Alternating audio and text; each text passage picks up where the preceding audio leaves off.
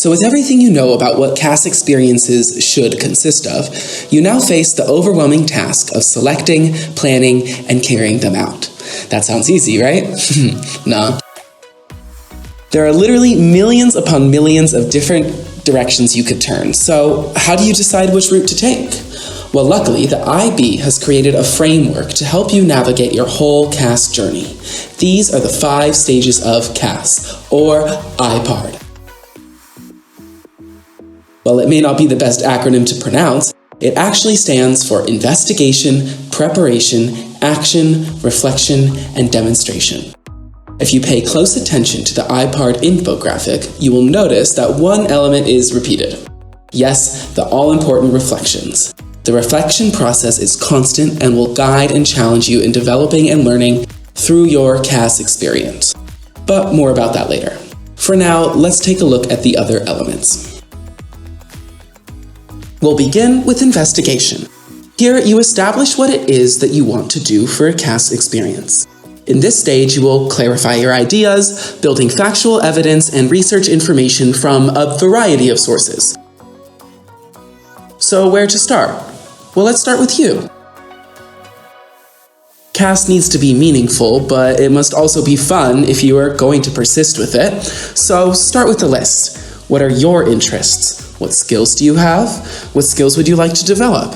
And which global issues do you genuinely care about? Now that you've listed what is meaningful for you, use your list to guide your choices. Dive deep into research of how you can get involved in potential activities, organizations, and global issues at a local level. Keeping your targets realistic and thinking global while acting local will be the most effective way to bring about positive change for the entire planet. All we need to do is to each take action in our own communities. The next stage is preparation. During this stage, you will take all that knowledge and detailed information gathered from the investigation stage and turn it into an action plan. Like pretty much everything, the secret to this is good organization.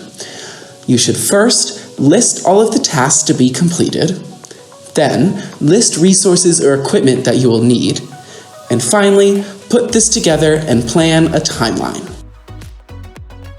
You can compile a CAS folder or use an online project management tool like Asana to help you keep all of your information organized. Luckily for you, we have created an action plan worksheet to help guide you through and structure your CAS experiences. You can download that by clicking the link in the description below. This has been created with a longer 1-month collaborative CAS project in mind, but it can also be used to help you plan your other CAS experiences as well. You'll also see that the action plan includes a section for smart-proofing your concepts.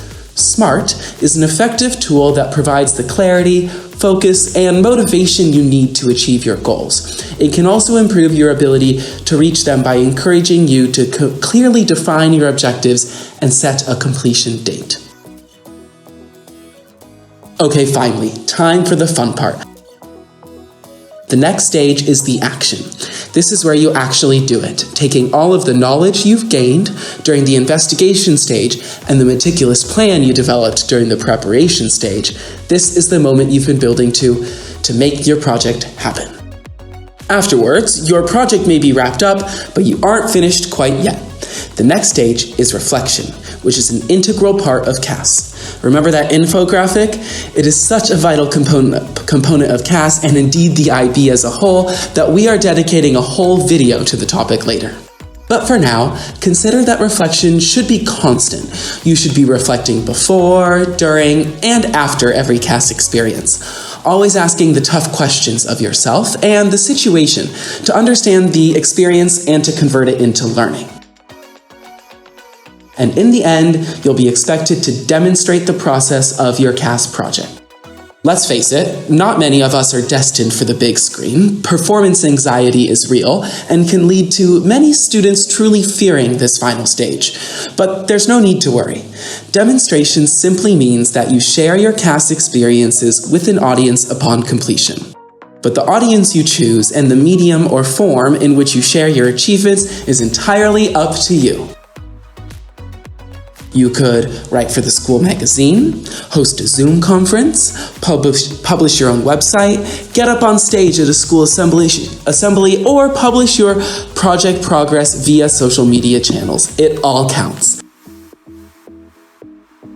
What is really more important here is what you display, as opposed to where you display it or who you display it to.